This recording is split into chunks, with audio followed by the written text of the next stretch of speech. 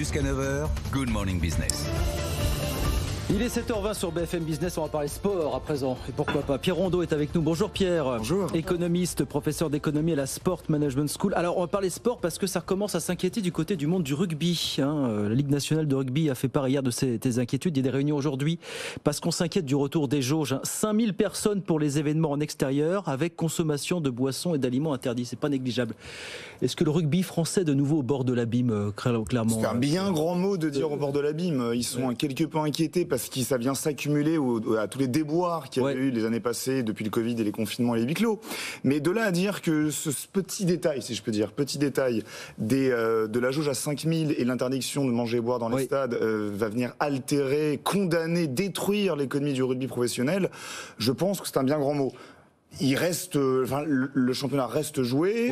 Il continue à accueillir des spectateurs. Certes, ils n'ont pas venir consommer sur place. Voilà. Alors effectivement, parce qu'on ressent l'argument effectivement des budgets beaucoup plus dépendants de la billetterie que le foot. Effectivement, quand on regarde les chiffres des clubs de top 14, on constate que 60% des résultats des performances économiques sont liés aux événements match. La billetterie, c'est 19%, 19%, et le partenaire, le sponsoring, mais le sponsoring match, événement match, c'est 41%, ce qui fait 60%.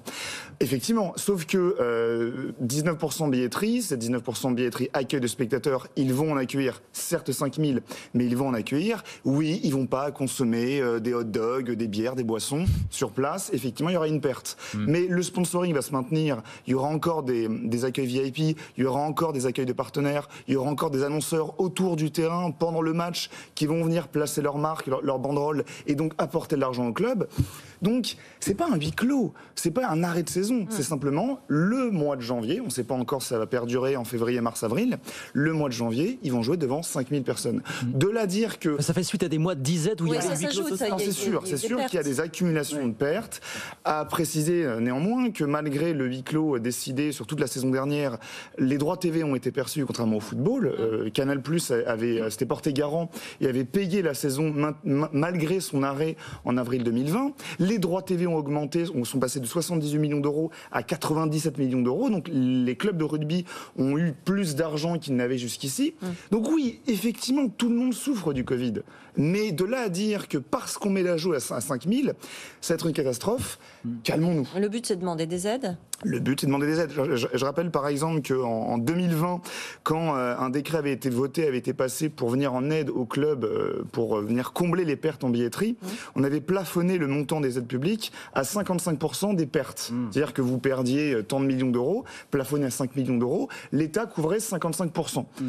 Peut-être que cette communication de la part des dirigeants du rugby français vise à couper ce plafonnement et passer de 55% à 100% peut-être. De dire que finalement, on souffre, regardez-nous, on souffre, apporte-nous de l'argent. L'État s'était porté garant l'année dernière, 55% du montant des pertes. Peut-être qu'aujourd'hui, c'est une demande de 60, 70, voire 100%. Est-ce que ça veut dire que malgré tout, le rugby français va devoir trouver de nouvelles sources de financement, se diversifier un petit peu vous dites vraiment... Tous les sports, globalement. Oui, tous les sports. Tous les sports, globalement, c'est sûr que on peut considérer que c'est une aubaine, cette crise, et certains économistes vous diraient que grâce aux crises, tel un phénix, on renaît de ses cendres et on se réinvente. C'est un accélérateur de tendance. C'est un accélérateur d'investissement, de tendance et peut-être de régulation, de réinvention, de révolution du modèle. Et le foot, alors on va dire un mot du foot, effectivement, dont vous allez peut-être nous dire, il est encore moins touché que le rugby, justement, mais malgré tout, dans quel état le foot va ressortir de cette crise quand elle s'arrêtera, Dieu sait quand, finalement? Déjà que le foot, si on fait toute l'accumulation de ce qui s'est passé depuis 2020,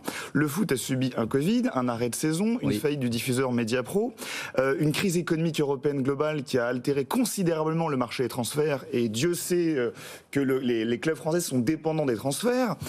Et aujourd'hui, cette jauge à 5000 personnes, quand on sait qu'en moyenne, c'est 22-23 000 spectateurs dans les stades de foot français, oui, il y a une accumulation de déboires et d'inquiétudes de la part des clubs. Mais il a déjà entamé sa mue. Mais il a déjà entamé sa mue, effectivement. Depuis maintenant 2 ans, les clubs français savent qu'ils ont moins d'argent, savent qu'il faut trouver de nouvelles sources de rémunération, mais surtout réduire leur marge de manœuvre, réduire les effectifs, réduire les contrats, réduire les dépenses. Le foot français et les clubs français ont vécu, on va dire, des 20 glorieuses de 2000 à 2020. Les 20 glorieuses, c'était les droits TV colossaux, florissants, en augmentation, le marché des transferts florissant en augmentation, qui est passé en 20 ans de 1 milliard dépensé en Europe à 6 milliards d'euros en 2020 avant le Covid. Donc les 20 glorieuses, c'était un peu, je fermais les yeux, je faisais un peu n'importe quoi. Les clubs avaient en moyenne 30 à 40 joueurs par effectif, dépensés sans compter, achetés sans compter, parce qu'on disait que c'était merveilleux pour le bonheur, pour le meilleur des mondes. Aujourd'hui, il faut se réinventer. Mais ça, c'est vrai en France comme partout en ailleurs. Parce que dans des autres grands pays, enfin le top 5 des championnats européens, est-ce qu'on va devoir faire cette mue aussi? Les Anglais sont moins préoccupés parce que les Anglais conservent, je dirais, cet avantage comparatif aux autres championnats européens et continuent à avoir des droits TV colossaux. L'Espagne a renégocie ses droits TV et a maintenu les droits TV aux alentours du milliard. Donc c'est sûr que ces pays-là ne sont pas inquiétés. L'Italie, la France, le Portugal et les pays européens, même l'Allemagne qu'on disait florissante, l'Allemagne a subi beaucoup de pertes, ont un devoir de réinvention. Et l'autre accélérateur de tendance dans le foot, c'est cette ligue fermée, justement. Voilà. Est-ce que vous dites, alors il y a eu ce projet de Super League qui est parti en cotillon à peine né. Est-ce que vous dites que c'est reculé par mieux sauter, ou de toute façon, si c'est pas l'UEFA qui le fait, ça se fera d'une manière ou d'une autre? De toute manière, le projet n'est pas mort. On le sait, il y a actuellement un procès qui a lieu à la Cour européenne de justice, en opposant à la fois l'UEFA et les partisans de la Super League, que sont le Barça, le Real et la Juventus. Et ces clubs-là, ces trois clubs dissidents, si je puis dire, exigent à ce que l'Union européenne brise le monopole d'organisation de l'UEFA. Et ce procès, la conclusion doit être apportée au second trimestre 2022. Si la Cour de justice de l'Union européenne décrète que l'UEFA n'a pas le monopole d'organisation des compétitions footballistiques, ça fera jurisprudence pour donner le droit d'organiser une Super League européenne. De toute façon, l'UEFA réfléchit déjà, il y a un toilettage de la Champions League dans les tuyaux, effectivement. Il y a une réforme en 2024 de la Ligue des Champions qui va pas acter une Super League européenne, mais en tout cas qui va acter une réforme quelque peu critiquable de la Ligue des Champions 2024, une Ligue des Champions qui passera à 36 clubs et non pas à 32 aujourd'hui, qui augmentera le nombre de matchs, donc le nombre d'argent, de retombées économiques, de diversification, de puissance économique. Donc on est au devant, je dirais, d'un épisode assez fantasque entre les grands clubs européens qui voudraient une Super League européenne et l'UEFA qui voudrait conserver son monopole d'organisation. Je voudrais faire juste un point sur ce qui s'est passé quand même au Boxing Day pour le rugby. Ce pourquoi ça a été annulé, c'est parce que les joueurs étaient positifs au Covid.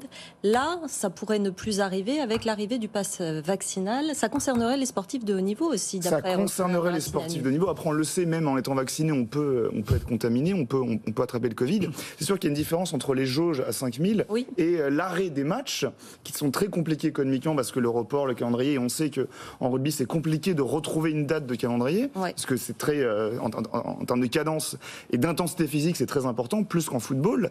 Donc c'est vrai que ça serait plus compliqué d'avoir de nouveaux reports et des clusters au sein des effectifs que la jauge à 5000. L'arrêt, l'annulation, le report de match en rugby, c'est très compliqué à retrouver, à réorganiser, parce que Coupe d'Europe, match de l'équipe de France, top 14, là, ça pourrait être impactant et compliqué. Donc peut-être qu'effectivement, le pass vaccinal pourra apporter des solutions. Merci beaucoup Pierre. Merci de venir nous voir ce matin. Pierre Rondeau, économiste, spécialiste de l'économie du sport, professeur d'économie à la Sports Management School, avec nous ce matin.